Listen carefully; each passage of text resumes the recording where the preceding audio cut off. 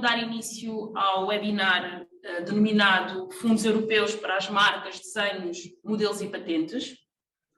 Em primeiro lugar, gostaria de agradecer a participação de todas as pessoas e empresas que se disponibilizaram a estar presentes aqui hoje conosco e, em especial, à nossa oradora convidada, a doutora Márcia Martinho da Rosa, que se junta a nós em representação da RSF Protecting Innovation. Como grande parte da audiência tem conhecimento, a AIP é uma associação empresarial sem fins lucrativos, de utilidade pública, que existe há muitos anos, desde 1837, cuja missão é contribuir para o progresso das empresas nos mais diversos domínios. Daí que prestar este tipo de informações e desenvolver este tipo de webinars seja bastante importante para nós. De seguida, a doutora Márcia irá fazer a exposição e apresentar-nos este tema. A doutora Márcia é agente oficial da propriedade industrial e é também mandatária europeia de marcas, desenhos e modelos junto do EUIP. A apresentação tem como tema, como já disse, o Fundo Europeu. É um fundo europeu que já vem do ano passado, mas que foi reformulado este ano e que teve início em janeiro deste ano.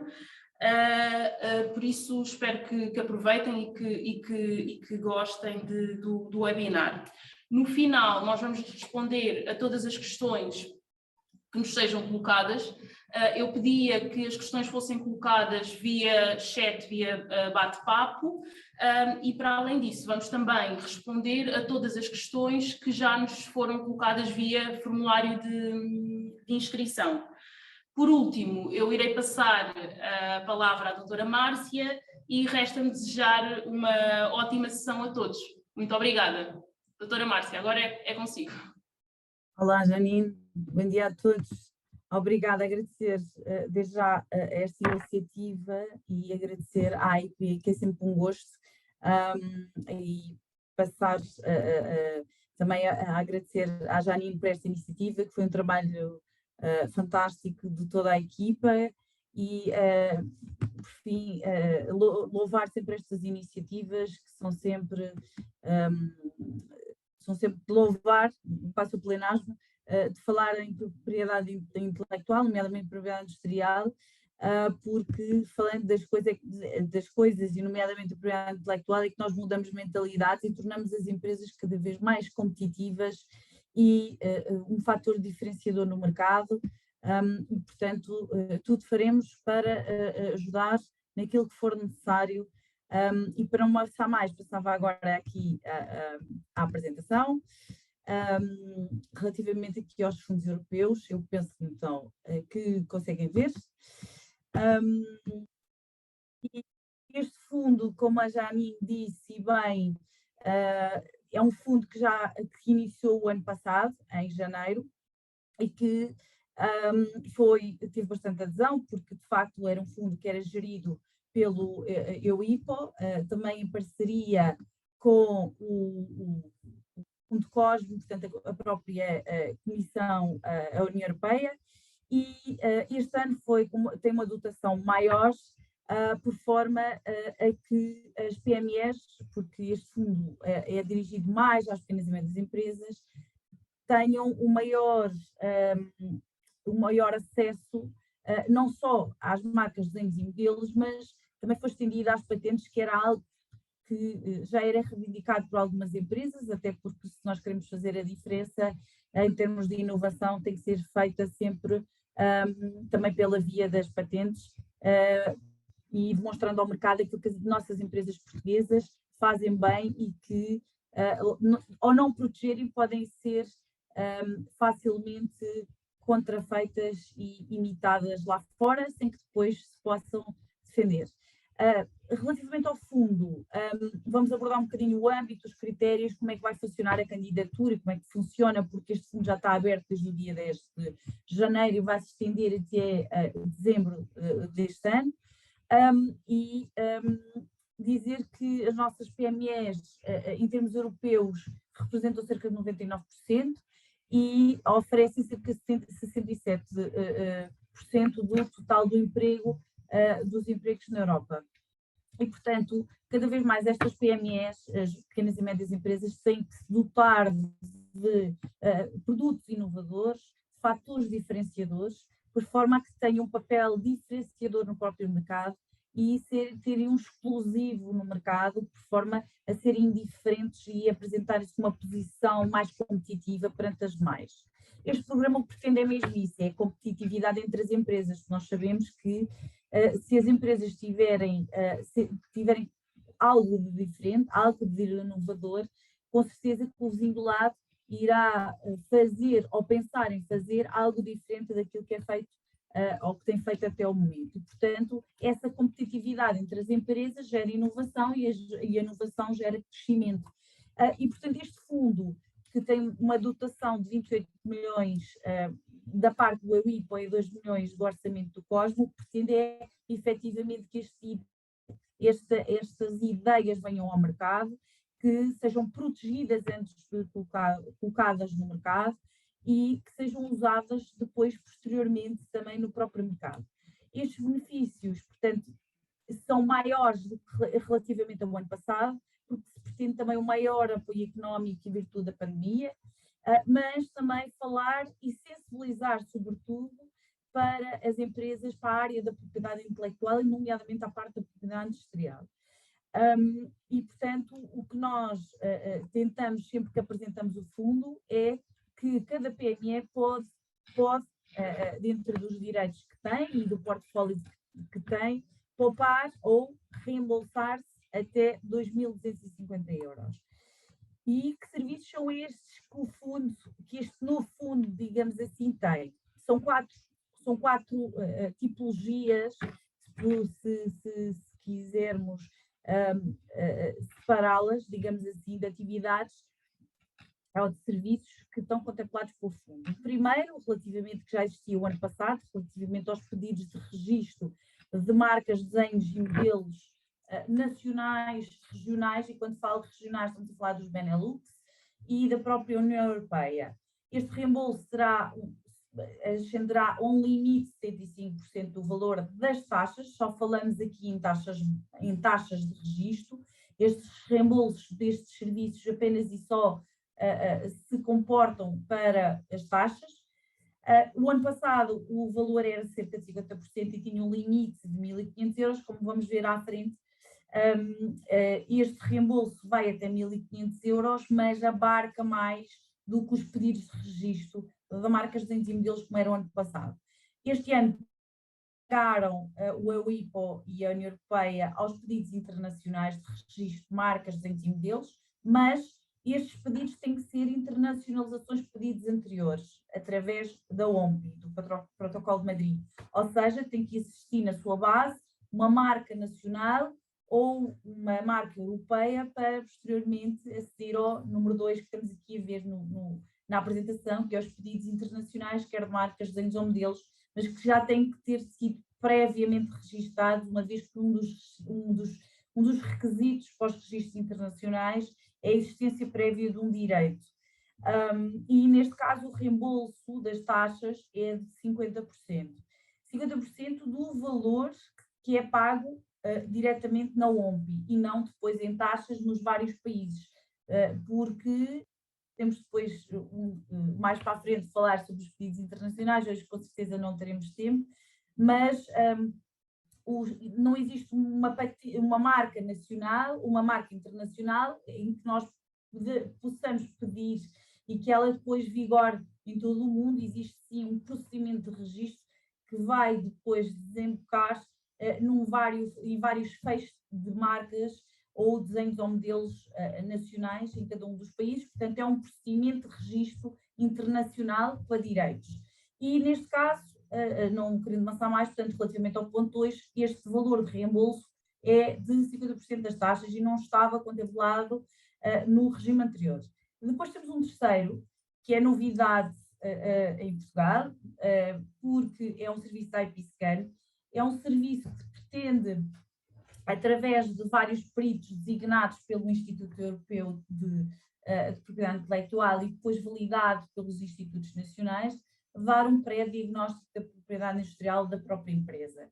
Aqui o reembolso é bastante maior, porque entendem as instituições europeias que as empresas têm que ser previamente aferidas todo o seu portfólio e o que nós notamos na prática é que muitas das empresas, quando chegam para registrar marcas, patentes, e as patentes é dramático porque tem alguns requisitos, nomeadamente a novidade, assim como os desenhos, que depois podem ser ou podem levar ao não registro.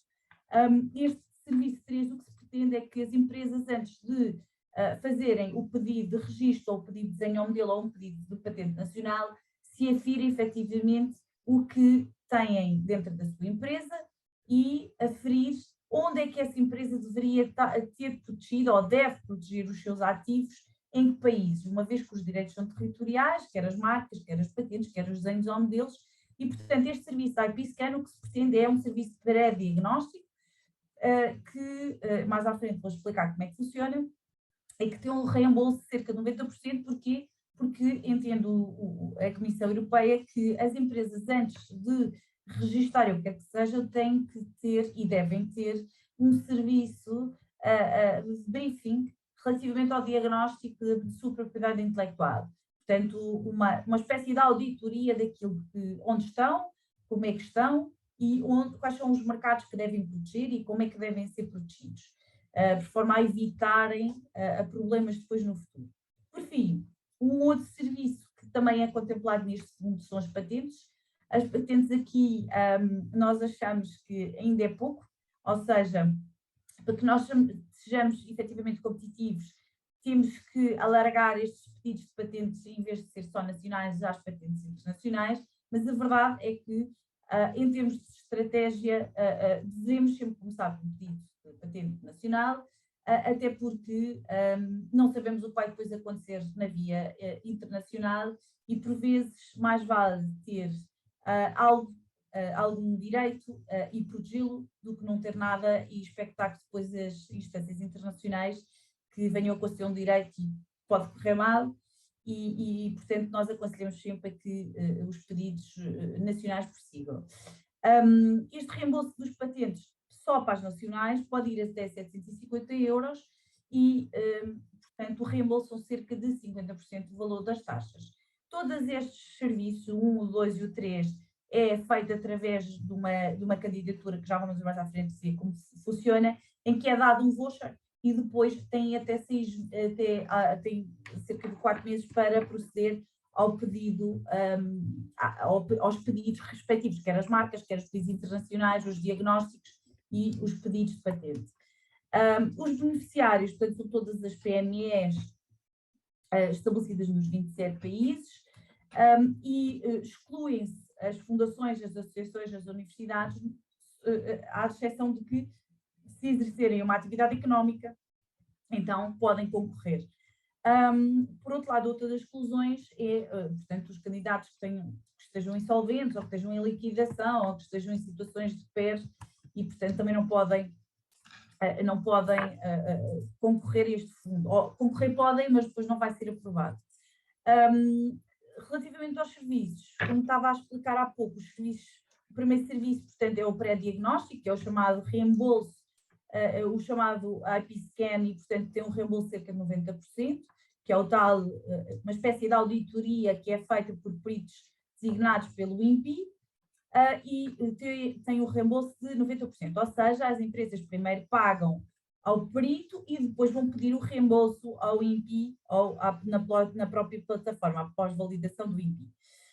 Depois temos o segundo pedido, que é o que em termos nacionais tem tido mais adesão, que é os pedidos de registro de marca, e temos uma tendência maior para que as empresas vão mais para as marcas europeias e percebe-se porquê. Porque o processo de registro europeu abarca os 27 países e temos uma taxa de reembolso que cerca de 75%. Portanto, muitas empresas preferem, até porque quando se faz o pré-diagnóstico identificamos mercados-alvo em que as empresas depois querem entrar e, portanto, algumas empresas, nomeadamente do ano passado, o que fizeram foi fazer um plano de negócios relativamente àquilo que vão fazer nos próximos 5 anos, e alguns dos mercados europeus estavam na cara e, portanto, ao invés de apenas pedir marcas nacionais, aproveitaram este fundo do Serviço 2, que o ano passado era um reembolso de 50% e este ano tem um reembolso de 75%. Depois o Serviço 3, relativamente às marcas dos modelos internacionais, também já foi falado, tem um reembolso de 50% relativamente às taxas, e as patentes nacionais têm um reembolso até 750 euros. Depois, portanto, estes reembolsos, isto é um breve resumo, depois no final vou-vos disponibilizar esta apresentação e portanto, coloquei aqui uns bullet points relativamente aos valores dos reembolsos, de forma a que as empresas vejam efetivamente que aquilo que a Comissão Europeia pretende é que as empresas comecem de início, que é fazer o pré-diagnóstico, vejam onde é que querem registrar, como é que querem registrar, e depois então passem ao registro. Cada PME, portanto, tem um limite de reembolso, por exemplo, nos serviços dos registros de marca, quer nacionais, europeus ou regionais, de marcas, desenhos e modelos de 1.500 euros, e para as patentes nacionais até 750. As validades destes vouchers, portanto, são 4 meses, podem ser prorrogados sob pedido por mais 2, e sempre que um voucher é ativado, o que é que isto quer dizer? Que nós fizemos a candidatura, ela foi aprovada, fazemos o registro, por exemplo, da marca, e nós depois, após o registro da marca, podemos pedir de imediato o reembolso, sendo que, da nossa experiência, estes reembolsos são cerca de 1 mês, portanto, nada de transcendente e bastante expedito face a outros pedidos e fundos. Estes pedidos de reembolso, portanto, têm que ser formalizados nos 30 dias após os registros.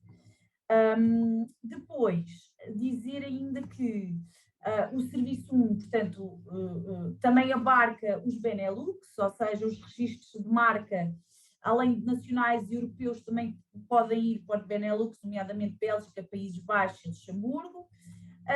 E dizer que, como já referi, mas gostaria de frisar novamente, que estes valores de reembolso são apenas para taxas de pedido de registro base e neste fundo também inclui as taxas adicionais dos registros. O IP-Scan, só para falar um bocadinho, porque o ano passado não existia esta figura, o IP-Scan, portanto, funciona através do INPI, funciona para PMEs nacionais, há uma lista de peritos que o INPI tem, e o que as empresas têm que fazer é ir ao INPI, solicitar este serviço, e o INPI faz a ponte entre o perito e a PME, dando nota à PME, ao perito e à PME, de que, portanto, deve ser feito um diagnóstico, e esse diagnóstico do IP-Scan tem que ser enviado para o INPI, por forma a fazer uma análise do modelo de negócio, inclui um estudo pormenorizado dos produtos, dos serviços, e por forma a determinar a estratégia mais adequada para a empresa. Esta candidatura funciona, portanto, através do próprio formulário no EUIPO, sendo que depois a nomeação do perito é feita pelo INPI, é o INPI também que designa o perito e faz a ponte entre os mesmos, e o INPI, após a realização deste relatório pelo perito, valida em termos de qualidade. Só após a qualidade e a validação é que a empresa pode ir pedir o reembolso. Portanto, basicamente o que acontece é apresenta-se o pedido, a apreciação do pedido, a decisão de concessão do voucher para a utilização do IP-Scan, e depois, portanto, faz o relatório é enviado para o INPI, ele valida, e depois de validado a empresa pode pedir o reembolso do valor. Depois referir que esta candidatura tem que ser feita até ao final do ano, portanto só pode ser feita uma vez, portanto só pode pedir um voucher para o serviço 1, 2 e 3 e um voucher para o 2, e se apresentar mais do que uma candidatura, portanto só a primeira é que vai ser aceite, sendo que os reembolsos também são feitos por ordem de chegada. Quem é que pode apresentar as candidaturas? A PME, ou um representante em nome da PME. Assim como os próprios reembolsos, a mesma situação. Também a PME pode solicitar os reembolsos ou um representante, sendo que o valor nunca passa por qualquer intermediário. Portanto, o reembolso é feito para o IBAN que é indicado em nome da empresa e, portanto, não pode ser de outra forma.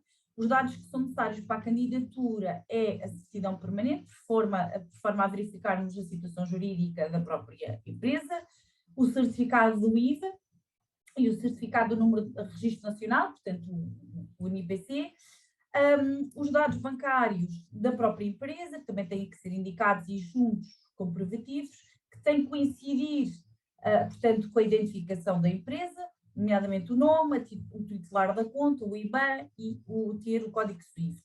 Outro dado necessário é o número de trabalhadores da empresa e a identificação dos direitos. Não tem que ser feito na candidatura, mas por forma a identificar que tipo de candidatura é que tem que ser feita, essa identificação dos direitos que se pretende candidatar tem que ser feita previamente, sob pena de não saber a que é que se está a candidatar.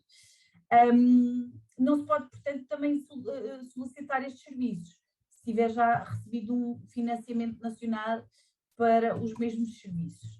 O processo é muito simples, portanto, basicamente faz a candidatura, cerca de, nós fizemos uma há cerca de 2 semanas e já tivemos ontem a decisão de uma delas, que foi positiva, e, portanto, nós agora temos que apresentar, portanto, o pedido de registro, no caso em concreto eram registros de desenhos e modelos, e depois, após a entrada e o pagamento das taxas, é feito o pedido de reembolso nos 30 dias subsequentes. Portanto, é bastante fácil, não tem qualquer dificuldade técnica. A dificuldade técnica que deve ser feita e o diagnóstico que deve ser feito é o prévio, ou seja, de saber aquilo que se está a candidatar, sob pena de se candidatar a um voucher que não corresponde ao direito que a empresa, que a PME pretende proteger.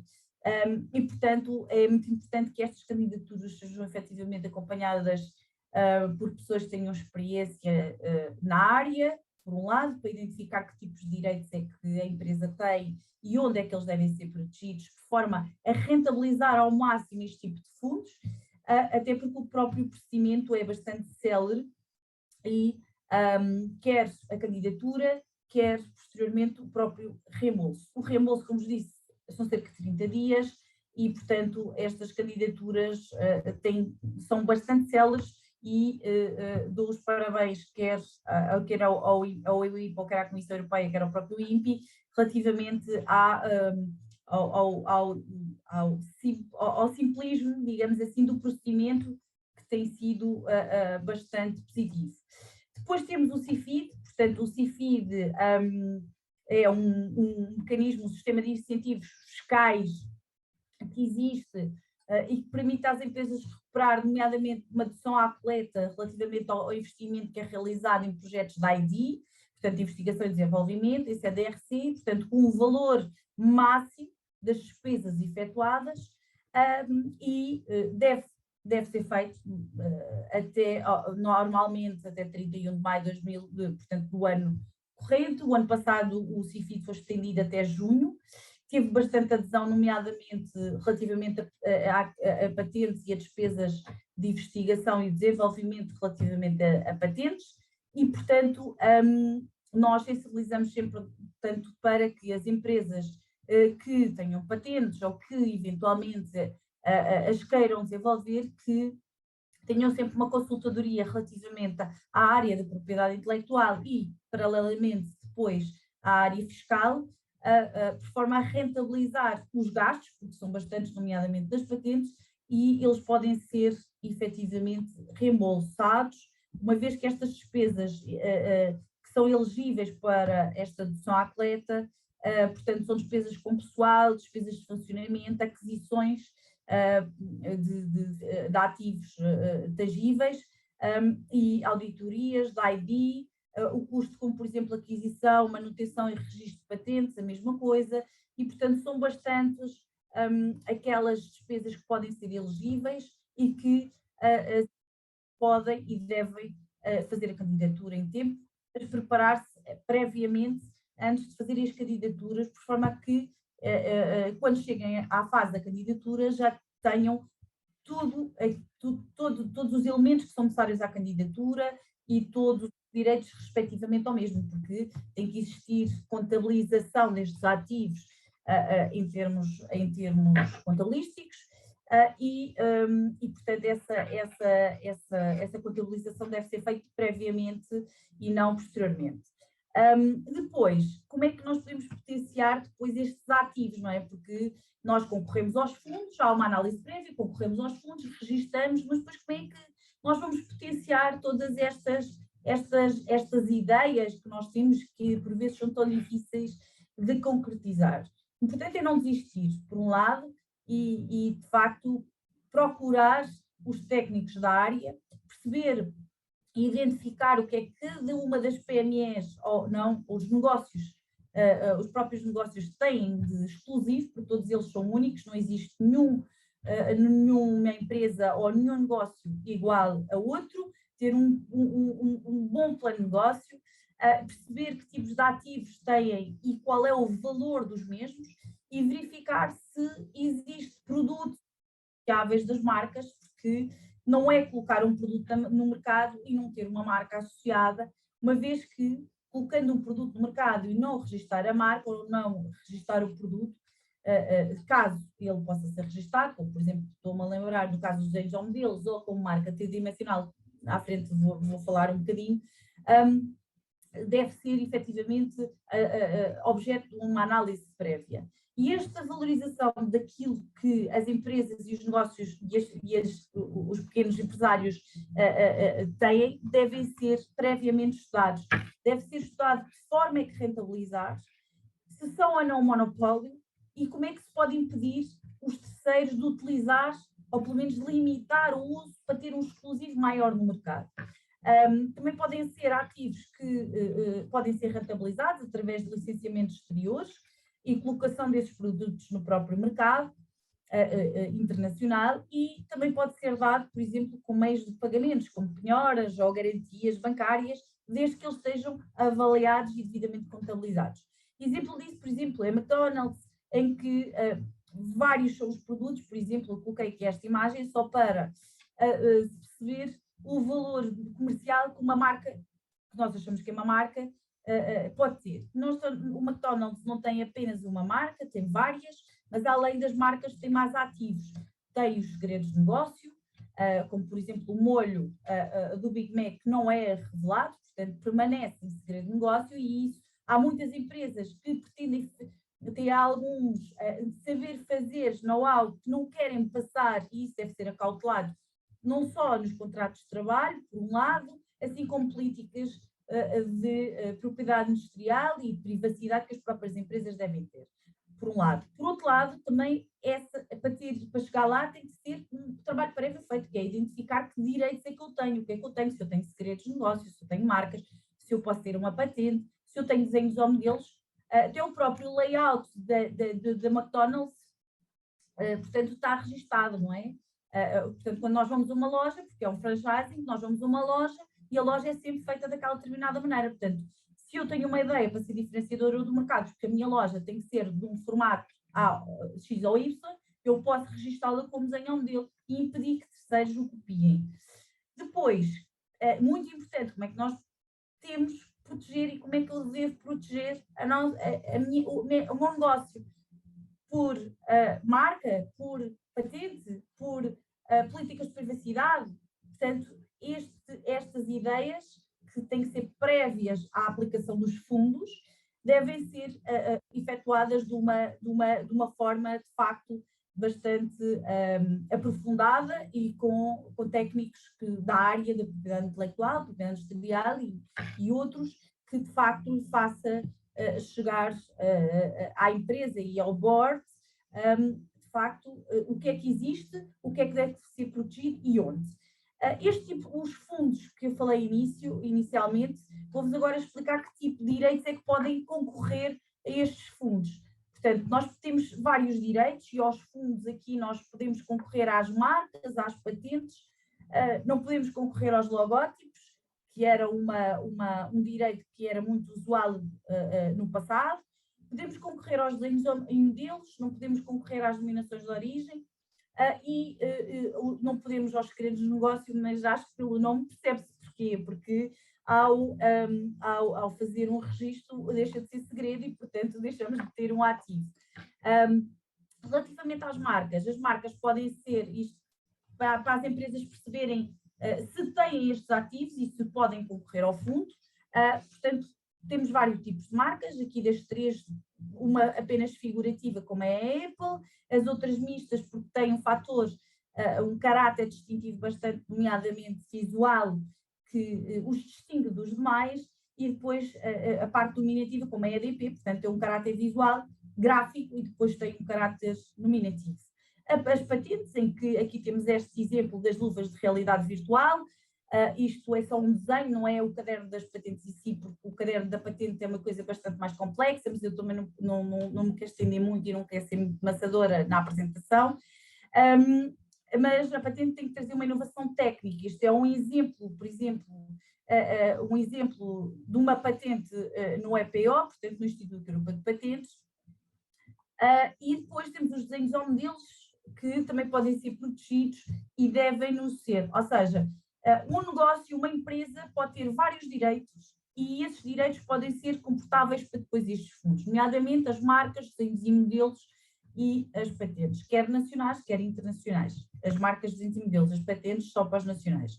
Depois existem os logótipos, que era aquilo que falava há pouco, mas que não estão deste fundo, só tenho aqui esta apresentação para vos elucidar. E depois temos os segredos de negócio, foi um regime que o Código de 2018 introduziu e que, apesar de estar dentro do Código de Propriedade Industrial, não é um direito, digamos assim. Porquê? Porque os direitos de propriedade industrial são direitos constitutivos, ou seja, só são concedidos após o registro, e os segredos de negócio existem quando cumulativamente existem vários requisitos que estão plasmados na lei, nomeadamente que essas informações ou esses segredos efetivamente sejam secretos, ou seja, não podem ser conhecidos da globalidade das pessoas que trabalham, por exemplo, na empresa, não podem ser facilmente acessíveis, tenham de ter um valor comercial associado por serem secretas, ou seja, tem que existir uma avaliação interna relativamente àquilo que a própria empresa tem,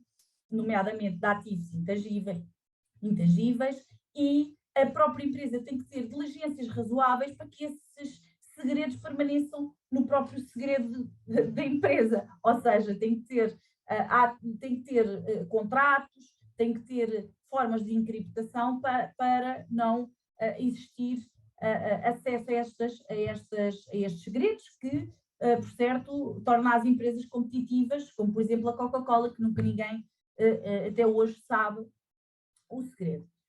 Depois, portanto, as marcas, só para vos dar aqui um exemplo, as marcas mais valiosas portuguesas, isto foi um estudo feito pela One Strategy, que é uma empresa de consultoria e que faz avaliação de marcas, que fez este estudo para as marcas mais valiosas em 2021, em que a EDP já se mantém há muitos anos, portanto, no topo. Eu penso que deve ser pelo preço que nós pagamos ao final do mês na nossa fatura, assim como a Galp e depois a Jerónimo Martins, mas faz sentido pelo próprio caráter internacional que estas empresas têm. Depois, em termos de a Best Global Brands também em 2021, em termos internacionais, portanto, a marca que permanece como número 1 é a Apple, e depois os tipos de marca que as empresas podem concorrer a estes fundos, portanto, podem ser qualquer uma destas, nomeadamente as marcas nominativas, ou seja, as marcas compostas apenas por nomes, as figurativas, apenas por figuras, como estes exemplos que aqui temos, as marcas mistas, em que temos um logótipo associado depois a um fator nominativo, e as marcas de forma, como estas que temos aqui. Depois existem outras, o Código de 2018 veio abrir o leque àquilo que nós podemos registar, o Código de 2018 de Portugal, porque na Europa estas marcas já existem há muito. E, portanto, estas marcas são exemplos de marcas de posição, assim como as marcas de padrão, as multimédia, as holográficas. Eu falo muito nesta, que normalmente era aqueles cartões, para mim, que já não sou jovem, tinha o cartão jovem, mas eu adorava, porque tinha lá aquele chipzinho que brilhava, e, portanto, portanto pode ser registado como marca. Depois, as boas práticas antes do processo de registro de marca, portanto, o que nós aconselhamos e que deve ser feito antes, sempre, de se fazer um registro, portanto, previamente ao registro, portanto, imaginemos que uma empresa já tinha feito a candidatura e que agora queria proceder ao registro, portanto, eu diria ao cliente meu, muito bem, então vamos proceder às pesquisas de anterioridade. O que quer isto dizer? Que vamos ver o que é que existe no mercado para que não esteja a gastar dinheiro e depois vai ter problemas no futuro. E através destas pesquisas de anterioridade nós aferimos que marcas é que já existem no mercado e podem ser objetivas à marca que o nosso cliente quer registar. Existem portais públicos de pesquisa que por vezes funcionam, outros não, como por exemplo o INPI, o EUIPO e o próprio IPO tem bases de dados, mas o que nós aconselhamos sempre são pesquisas técnicas que são feitas por agentes oficiais de propriedade intelectual, que fazem a análise não só das pesquisas, mas depois de um relatório final dizendo ao cliente, efetivamente, se deve ou não proceder ao registro daquela marca, ou se, por exemplo, tem que ter um elemento distintivo ou um caráter maior, diferenciador no mercado, que não vá colidir com outras marcas que já existem no mercado. As marcas também têm, portanto, que ser registadas com base numa classificação internacional, que é a classificação de Nice, que, portanto, tem cerca de 34 classes de produtos e 11 de serviços. E hoje em dia, contrariamente àquilo que existia antigamente, em que as pessoas registavam, por exemplo, muito genericamente, hoje em dia corre-se o risco de, ao registar as marcas só para determinada situação que acha se está a proteger, a marca não ficar registada, porque existe uma obrigação do sentido literal do produto ou do serviço reivindicado no pedido. Quer isto dizer o quê? Que, quando se procede ao registro da marca, deve-se atender não só àquilo que se pretende proteger no momento, mas também àquilo que se deve proteger no futuro. Até porque a marca não se pode alterar e, portanto, tem que se perceber efetivamente qual é o produto que se pretende proteger. E nós, quando antigamente falava-se muito do exemplo do vestuário, muitas pessoas registravam as marcas para o vestuário, mas hoje em dia, portanto, convém, até porque a marca pode ser considerada genérica e depois não passar, convém dizer se o vestuário, que tipo de vestuário é. São calças, são camisolas, são t-shirts, são tops, são vestidos, o que é. E, portanto, esse serviço, digamos assim, identificação da lista dos produtos e serviços que a marca deve proteger, que depois, portanto, vai também ter influência no fundo. Porquê? Porque se registar apenas para uma classe, o valor de reembolso é menor, se registar para mais, o valor de reembolso também é maior. Proteção, portanto, nós em Portugal e não só, nós pertencemos à comunidade, portanto, à União Europeia, temos 3 vias de proteção: os direitos são territoriais, os direitos de propriedade industrial, e temos 3 vias: a nacional, a europeia e a internacional. Estes registros e estes fundos abarcam estas 3 vias: a nacional para marcas, desenhos, modelos e patentes, europeu para desenhos, modelos, para desenhos e modelos, e internacional também para desenhos e modelos. O processo de registro, portanto, basicamente é portanto, fazer o pedido de registro, de acordo com a análise prévia que já foi referindo aqui. Depois existe um exame formal, faz a oposição, no caso de ser nacional, de 2 meses, e depois existe um exame de fundo e a marca é concedida ou não. A marca, ou desenham a marca, ou a patente. Relativamente aos incidentes, não vou pronunciar muito aqui, porque já estamos um bocadinho em cima do pedido, da hora. Vamos falar aqui só do europeu rapidamente. O processo de registro é um bocadinho diferente. e tem, portanto, muitas empresas têm tido uma grande adesão relativamente a estes pedidos. Porquê? Porque em termos de celeridade e eficácia é bastante maior do que o EMPI.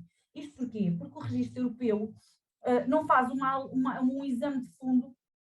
Portanto, o que acontece no pedido de registro europeu é que a marca entra, é publicada, há uma fase de 3 meses de oposição, mas não existe o exame de fundo e a marca é logo publicada. Sendo que é um bocadinho mais cara, na Europa, portanto, a taxa base inclui, portanto, uma classe, o valor é 850 euros, a segunda classe são 50 e a taxa a aplicar para a terceira ou mais classes são 150 euros cada uma, sendo que abarca os 27 países da União Europeia e, no caso de não utilizarem algum deles, pode eventualmente licenciar com algumas empresas que operem no próprio mercado. Quando o registro é recusado, aí temos que ir para as vias de recurso, que é o Tribunal da Propriedade Intelectual, mas não queria alongar muito. Depois, o que fazer após a concessão é usar e vigiar a marca. Portanto, o que se tem que fazer não é só registar, eu tenho a marca registada, ouço muitas vezes. A verdade é que a marca registada tem que ser vigiada, ou seja, tem que existir um controle através de um software específico, portanto, para o registro da própria marca.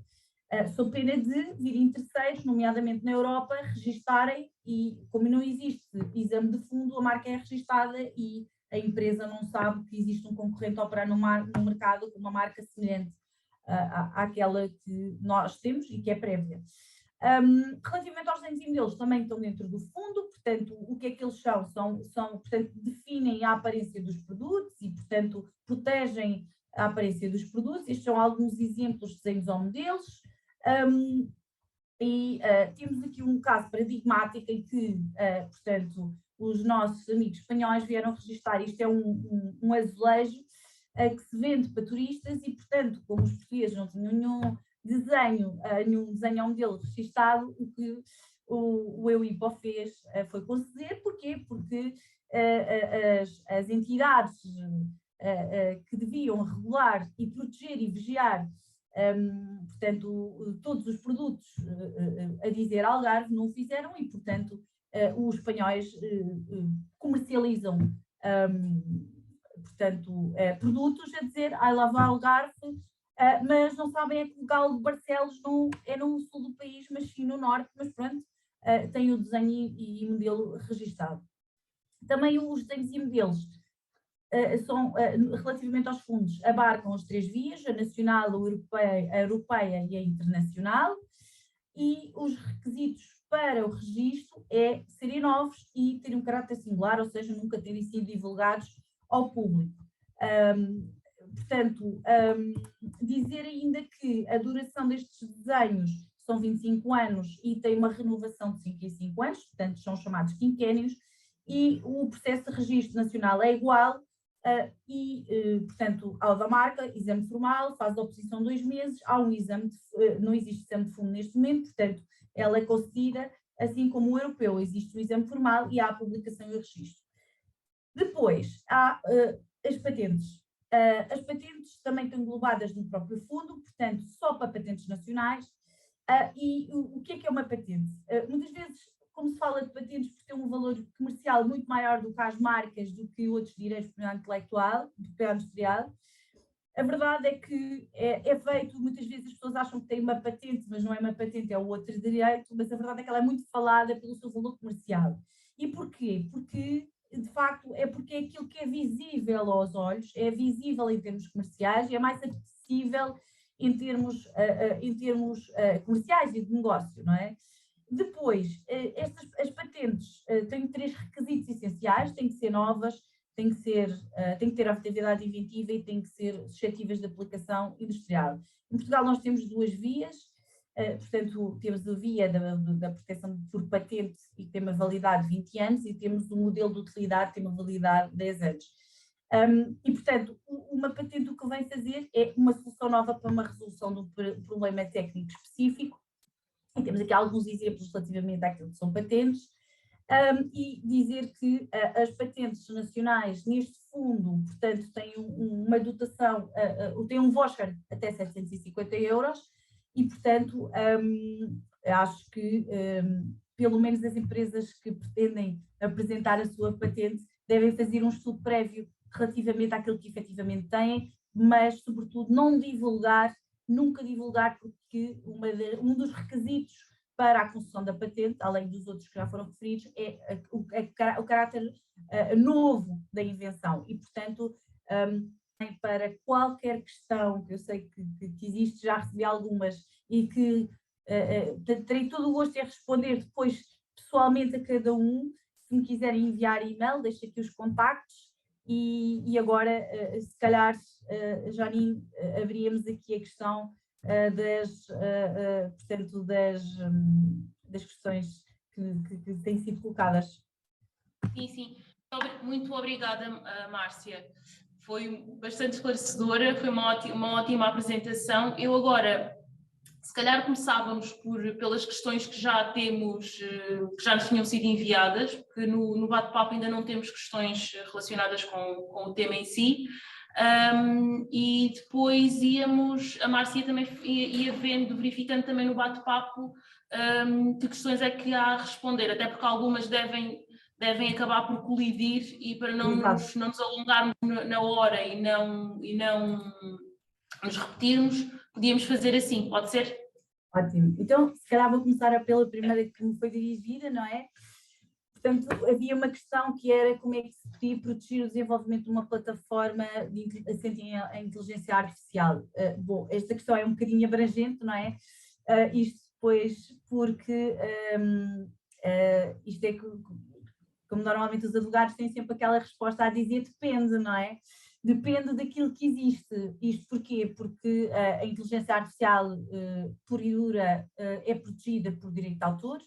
No entanto, se existir alguma conexão ou interligação que faça que tenha uma inovação técnica associada a um hardware, eventualmente, depois pode ou não ser considerado ou ser registado e protegida por patente. Mas só verificando, portanto, nesta primeira pergunta que eu aconselhava é que quem a fez, que me enviasse um e-mail e depois teria todo o gosto de agendar um esclarecimento com a pessoa.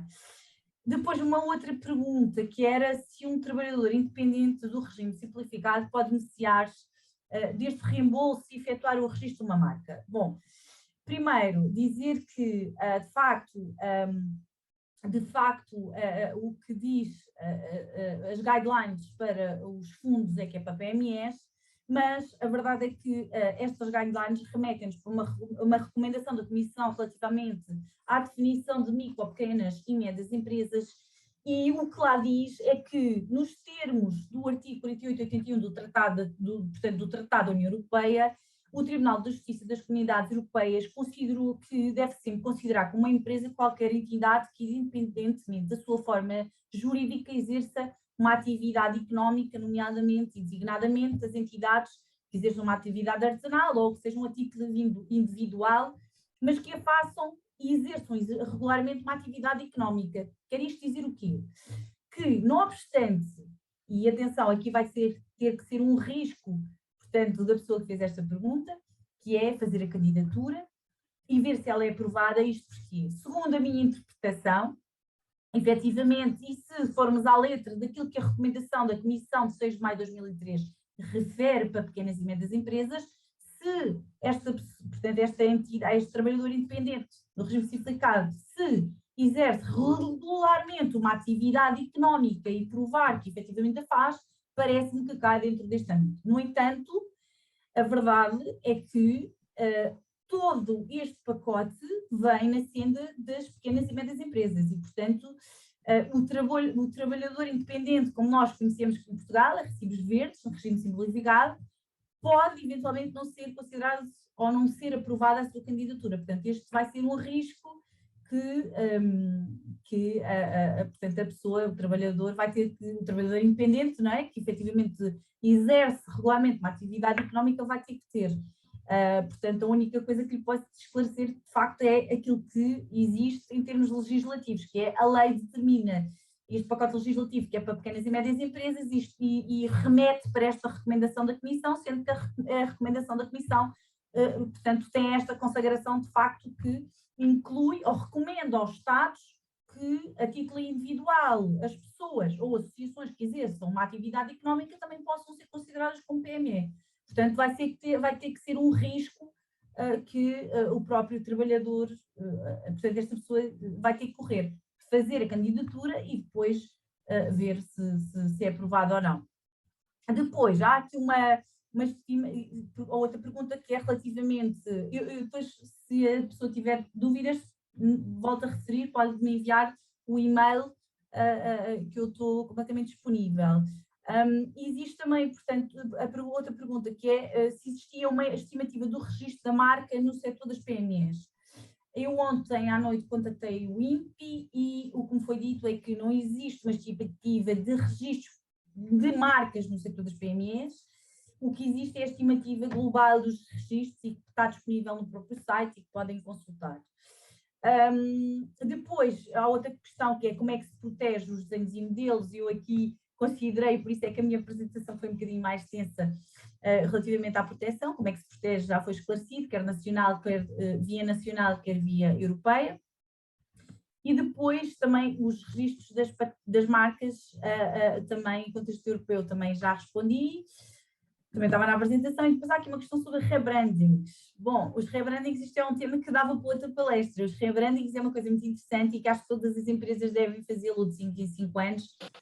Isto porque o rebranding é um processo interessantíssimo, nós acompanhamos alguns desde o início até à colocação do produto no mercado, e o meu conselho relativamente a isto, ao rebranding, portanto, é dizer que antes de o fazer, deve-se fazer uma pesquisa de mercado, efetivamente aquelas pesquisas que são feitas para as marcas, por forma a aferir o que é que existe já registado, de forma a que este branding, de facto, seja feito da melhor forma e posicionar a empresa de uma forma completamente distinta face àquilo que já existe no mercado.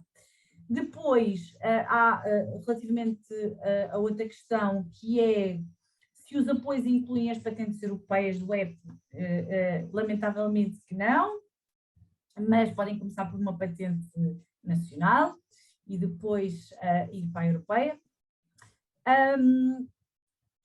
E depois também outra questão, que é como lançar a minha marca e empresa de forma sustentável, financeira, social e ambientalmente a longo prazo. Pronto, dizia que nós fazemos alguma consultadoria, fazemos consultadoria na área, portanto, business plans relativamente a estas questões, nomeadamente nas forças sustentáveis, nas financeiras, social e ambiental, a médio e a longo prazo, portanto, é aquele pré-diagnóstico que nós falámos inicialmente, que as empresas todas deveriam ter, e à semelhança, por exemplo, da Alemanha, que todas as empresas têm alguém alocado à área da inovação, à área da propriedade intelectual, e que depois faz um business plan à longo, cerca de 4 anos, 5 anos, e que abarca todos os direitos e não só, não é? Também a questão sustentável e ambiental, e financeira, que é mais importante. Depois, relativamente ao registro de marcas, já foi falado também. Depois, se existe apoios para a modernização da imagem da PME, isto foi uma questão que, de facto, vieram muitas questões acerca deste tema, que é, pronto, não existe apoios para já relativamente à modernização da imagem da PME, mas, segundo quando sei, no 2030 existe um pacote, existe uma possibilidade de colocação de gastos, digamos assim, esta modernização da imagem é os rebrandings que nós falamos, não é? Se for para portanto, internacionalização. Portanto, o que nós sugerimos às PMEs que pretendam fazer, de facto, os rebrandings, é que nos contactem, ou que contactem outras empresas. Eu, portanto, estou completamente disponível para ajudar naquilo que for necessário, dizendo que devem começar de início, portanto, perceber efetivamente como é que querem fazer esse rebranding e onde e de que forma, e portanto, por forma a depois nós conseguirmos verificar e aferir quais são os fundos existentes, portanto, para a modernização destas imagens e não só para a internacionalização, para a presença no exterior, como por exemplo em feiras e etc., que existia no 2020 e que também está previsto para o 2030. Referir que se existe um guião simplificado para a consulta das empresas para saber o que é patenteável ou não, aqui o que eu vos posso dizer é aquilo que remeter para aquilo que disse anteriormente, que é sempre que as empresas pretendem um diagnóstico do que é patenteável ou não, então devem entrar em contato connosco para nós aferirmos o que é que existe e se trata de uma patente, se trata de uma marca, um segredo de negócio ou qualquer outro direito, porque por vezes podem achar que é uma patente e não o ser, e portanto nós o que aconselhamos é existir de facto um pré-diagnóstico, digamos assim, daquilo que existe e de que forma é que pode ser protegido e onde. Depois, há aqui outra questão importante que é se me posso candidatar ao fundo para a conversão definitiva portanto, um pedido provisório de patente que deu entrada em 2001. Pronto. Como o pedido provisório deu entrada em 2021, não se pode candidatar para o fundo para a conversão definitiva da patente, não é? Porque vai reivindicar uma prioridade anterior, que é 2021, e, portanto, não está englobado. Portanto, só com um novo pedido de patente, mas digo que não pode ser sobre a mesma invenção. Depois, salvo erro, tínhamos outra questão que nos chegou hoje, que é no nosso processo de marketing digital, haverá algum apoio? Pois eu aqui isto é muito genérico, não é? Teria que perceber efetivamente qual é o projeto para depois conseguir de facto enquadrar o que é que existe e como é que podemos efetivamente protegê-lo. Depois, há aqui uma outra empresa que diz marca, patente de fabricação de baterias de lítio e reciclagem de lítio. Eu acho que dá até para 3, dá para marca, patente, desenhar um modelo, dependente daquilo do produto, não é? Que nós estamos aqui a falar. Do que eu estava aqui, se me quiserem enviar um e-mail, estou completamente disponível para nós avaliarmos o projeto para depois nós, portanto, aferirmos que tipo de direito é e como é que deve ser protegido e de que forma, não é? E onde. Janine, não sei se acho que corri as perguntas todas, digo eu, não queria falhar nenhuma. Sim, queria só rever aqui um bocadinho as questões que estavam um bocadinho mais para baixo, Adriana. Essencialmente, eu acho que as questões que foram colocadas, mesmo agora no chat, acabam por replicar aquilo que já tinha sido, que a Márcia já tinha respondido. Mas, por exemplo, tenho aqui uma questão que nos é feita que diz, após ter já uma marca nominativa registada no EUIPO, pode ser mudado o logotipo ou terá que ser comunicado? Não, uma marca não pode ser alterada, portanto o que acontece é devem proceder um registro novo. O que eu aconselho para não, lá está, para não existir este tipo de alterações a posteriori, porque as marcas não são portanto, alteráveis, após o registro elas são concedidas e portanto são publicadas e existe a inalterabilidade das marcas. O que eu aconselho é, se quiseres depois me enviar o e-mail, terei todo o gosto em explicar como é que deve fazer para depois alterar, mas tem que ser feito um novo isto. E sugeria que fosse também na Europa. Sugeria também que verificasse quais são os mercados onde quer colocar e utilizar essa marca. Por exemplo, a Europa, como por exemplo, estou-me a lembrar agora do Reino Unido, portanto tem que ser feito um pedido no próprio Reino Unido, não é? E portanto convém perceber, isto é sempre muito subjetivo, não é? Tem que ser visto muito caso a caso e estudado em concreto. Depois, temos aqui uma outra questão que é relativamente aos passos que devem ser, que as empresas devem ter em conta, ou seja, se primeiro deve registar a marca, depois criar o site, depois registar a empresa e então, saber a sua... Sim. Então, se calhar, eu vou fazer só aqui um breve resumo, porque tinha visto que houve alguém que entrou que não teve tempo de ver inicialmente a apresentação, não é? Salvo eu, acho que é essa questão. Portanto, os passos que a empresa deve fazer sempre, inicialmente, é fazer um pré-diagnóstico de todos os ativos que tem em termos de propriedade intelectual e não só. Portanto, dizer qual é que é o prioritário só analisando caso em caso. Portanto, eu diria, imaginemos uma nova empresa que se quer lançar no mercado, a primeira coisa que deve fazer é, após o registro da empresa, é registar também o próprio domínio, até porque existe a liberalização dos domínios e, portanto, há um risco bastante de quando chegar à altura, depois o domínio já não está registado.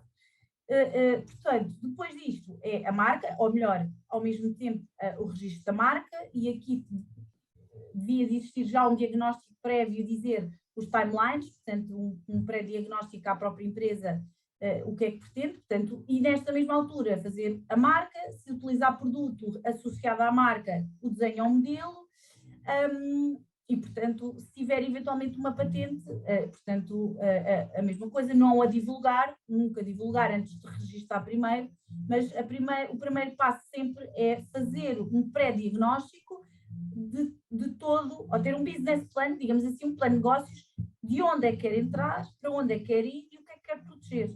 Qual é o negócio, não é? Portanto, acho que isso é muito importante, fazer um pré-diagnóstico, um business plan, relativamente à propriedade intelectual e como é que se vai colocar e posicionar no mercado, até porque, como estamos a falar de direitos territoriais, é muito importante assegurar alguns requisitos, como a novidade, em tempo útil e, portanto, nada melhor do que um diagnóstico prévio do que tenho e como é que eu tenho que proteger antes de entrar no mercado e de alguém saber aquilo que eu tenho. Portanto, este é o meu conselho. E agora, por último, que já estamos aqui, já passamos 10 minutos da hora que estava estipulada para terminar, e só também porque acho que é uma questão importante, há uma pessoa que pergunta se é possível submeter uma candidatura com base em taxas já pagas, e eu acho que é importante esclarecer que não é? Exato. Que a candidatura tem que ser sempre prévia a qualquer registro que se faça, portanto, as empresas e as pessoas devem sempre primeiro candidatar-se, e só após realizar a candidatura e a candidatura ser aceita, ser deferida, é que podem então avançar para o registro, para o pedido que queiram fazer.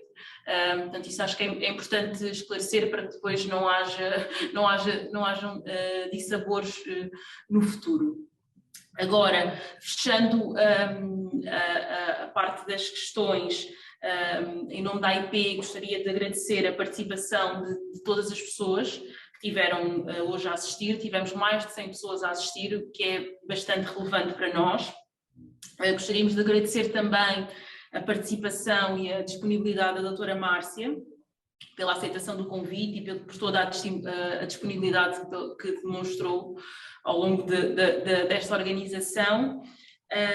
E depois esclarecer, tendo em conta as questões que foram colocadas, que nós iremos disponibilizar durante o dia de hoje, amanhã, a apresentação. De qualquer das formas, qualquer questão que tenham e que queiram colocar, eu vou deixar o e-mail do Gabinete Jurídico da IP para que possam colocar. Eu vou deixar o e-mail no bate-papo e qualquer questão que tenham podem